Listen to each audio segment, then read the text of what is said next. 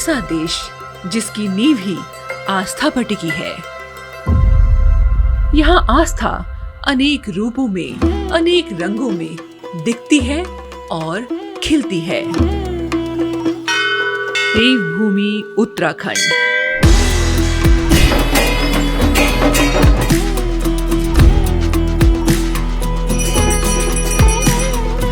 जो अनादिकाल से आस्था और विश्वास का केंद्र रही है। ये केवल एक भूभाग नहीं, ये वो भूमि है जो सनातन भारतीय इतिहास को अपने भीतर संजोए हुए है।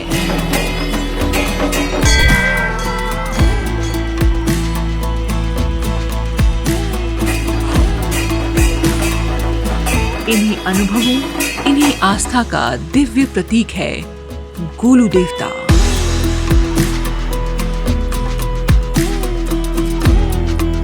गोलू देवता केवल एक लोक देवता नहीं, ये उस सनातन न्याय और सत्य के शाश्वत प्रतीक है जो इस देवभूमि की आत्मा में गहराई से रचा बसा है।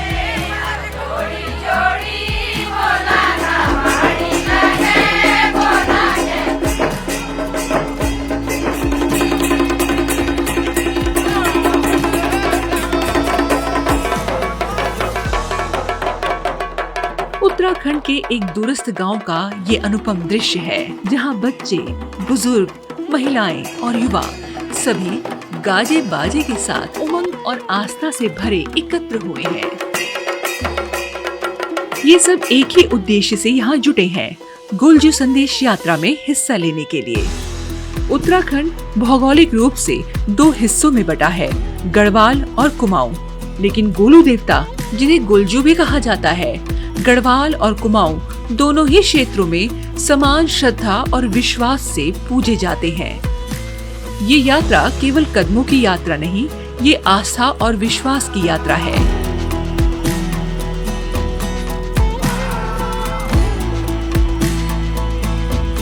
तो उत्तराखंड में सबसे ज्यादा जो मानने वाले थे क्षेत्रफल की दृष्टि से भी, संख्या की दृष्टि से भी, वो श्री गोलजू हैं। तो गोलजू का मंदिर की अगर हम बात करें, मानने वालों की अगर हम बात करें, तो कुमाऊं के अलावा गढ़वाल में भी और गढ़वाल से बाहर भी अगर हम जाते हैं तो वहाँ पर भी गोलजू का मानने वाले हैं। तो अपने उत्तराखंड के प्रथम गांव, अंतिम गांव तो अब हमने कहना बंद कर दिया है। तो जो दूरस्थ क्षेत्र है, पिथौरागढ़ से 200 किलोमीटर दूर, मतकोट से ऊपर भोना गांव से फिर 15 किलोमीटर पैदल रास्ता है धरतीधार। तो दूरस्थ क्षेत्र से जो छिपला केदार से लगता हुआ, वहां से इस यात्रा का पहले शुभारंभ हुआ। वह यात्रा का आगे बढ़ते रही, जैसे जैसे सुझाव आते गए। तो इसी क्रम में जब चंपावत पहुंचे तो चंपावत में ये विषय निकल करके आया देव रूप में कि उत्तराखंड के अंदर में अगर गोलजू के इतने मंदिर हैं, उस मंदिर में से मूल स्थान चंपावत में है। तो उस पहली यात्रा में यह तय हुआ कि अगली यात्रा जो निकलेगी चंपावत से प्रारंभ होकर चंपावत में उसका समापन होगा। यह क्रम चलता रहा। इस क्रम के बाद में हमारा द्वितीय अधिवेशन श्रीनगर गढ़वाल में हुआ, फिर महिला युवा सम्मेलन, फिर लोग प्रबुद्ध लोगों के साथ में गोष्ठी। तो इस यात्रा ने और उसका स्वरूप में और निखार आया। माना जाता है गोलू देवता अपने राज्य के लोगों से मिलने के लिए घोड़े पर सवार होकर दूर दूर तक यात्रा करते थे। इसी परंपरा को गोलू दरबार कहा गया, जहाँ गोलू देवता स्वयं लोगों की समस्याएं सुनते और हर संभव मदद करते। माना जाता है आज भी गोलू देवता गांव-गांव में लोगों से मिलने के लिए आते हैं। गोलू दरबार की ये परंपरा आज भी जीवित है। वर्तमान समय में गोलू देवता दरबार का सबसे प्रचलित रूप है जागर, जहां आस्था, भक्ति और लोक धुनों के बीच गोलू देवता अपने लोगों के सामने प्रकट होते हैं।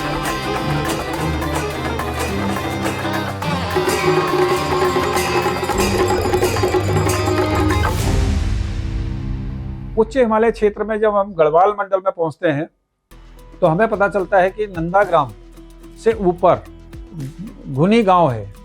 घुनी गांव में अब से करीब 400 से 450 वर्ष पहले चंपावत से वहां पर लोग गए थे। हिमालय की तलहटी पर वो गांव है। तो ऐसे कम से कम 10 गांव मिला करके वो एक ब्लॉक है। उसमें वहाँ पर जब देखा तो बहुत ही दिव्य भव्य वहाँ पर एक मंदिर था गोलजू का, और वहाँ पे कम से कम 4 से 5 हजार लोग, उतने 10 गांव के लोग मिल करके वहाँ पर गोलजू का पूजन किया। इसी तरीके से हम जब और आगे बढ़े तो आगे बढ़ने के कुछ हमारे रूट, जो 75 रूट हमारे तय थे, उस 75 रूटों में कुछ ऐसी जगह भी थी जिनके बारे में ना हमारे रूट में था ना कोई वहाँ पर सूचना थी। जैसे डूंडा गांव है उत्तरकाशी से पहले, कम से कम 400 से 500 लोग रोड में खड़े हुए थे कि कुमाऊं का देवता आएगा।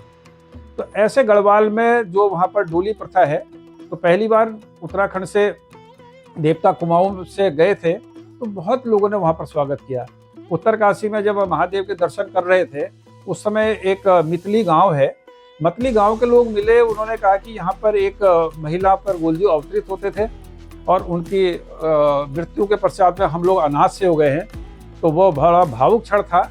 उसके बाद में हम गए वहाँ घर पर जहाँ पे वो गद्दी लगती थी, तो वहाँ पर वही गोलजू की मूर्ति थी, जैसे चितई में है, जैसे घोड़ाखाल में है, ऐसी मूर्ति वहाँ भी थी। वहाँ दरबार लगता था।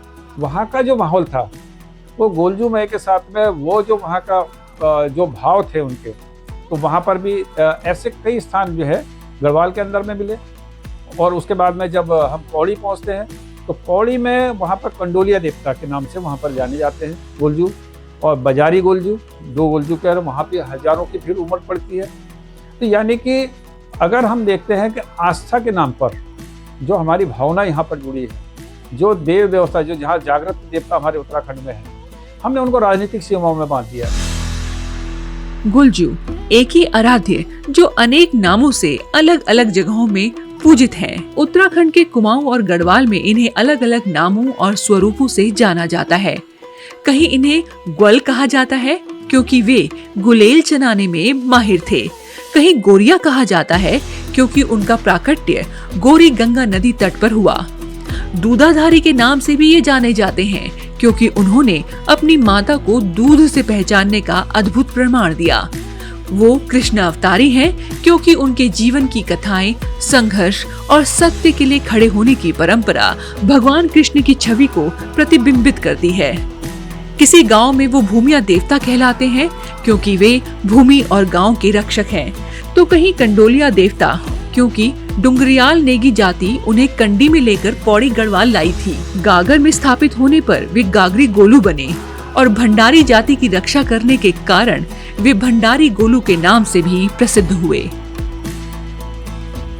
उत्तरकाशी से पहले एक डूंडा जगह पड़ती है, वहाँ पर कचुड़ू देवता है।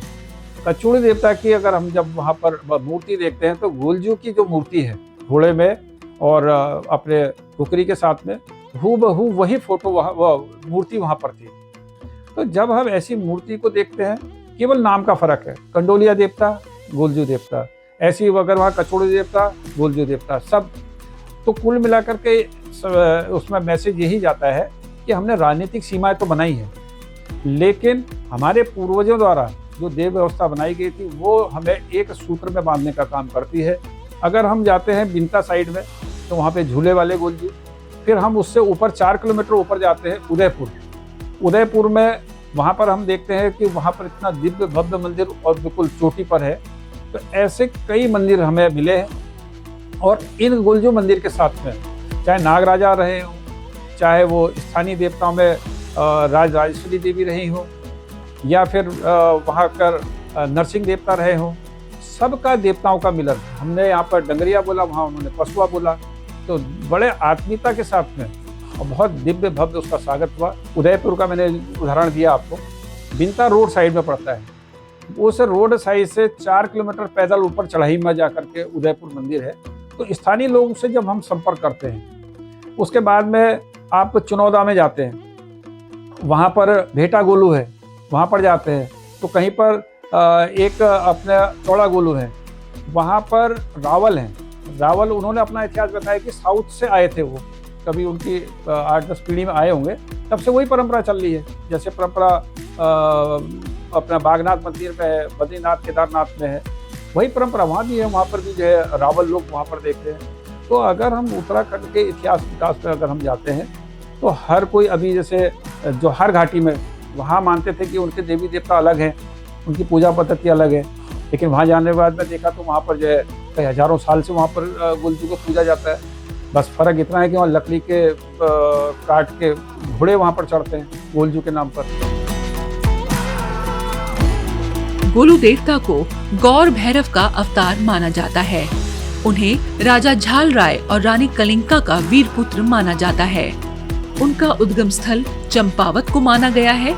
यहीं से गोलू देवता की कथाएं, विश्वास और आस्था पूरे उत्तराखंड में फैलती है।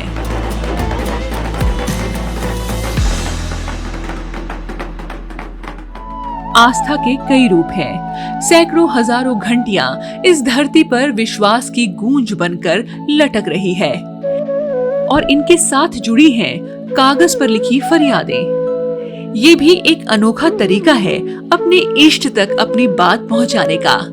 यही परंपरा इस मंदिर को और खास बनाती है। यहाँ आने वाले श्रद्धालु न सिर्फ अपनी फरियाद लिखते हैं, बल्कि दूर कहीं बैठकर भी एक पत्र भेजकर अपनी प्रार्थना यहाँ पहुँचा देते हैं। हर घंटी, हर पत्र इस विश्वास की गवाही देता है, जब मन सच्चा हो तो प्रार्थना हमेशा सुन ली जाती है।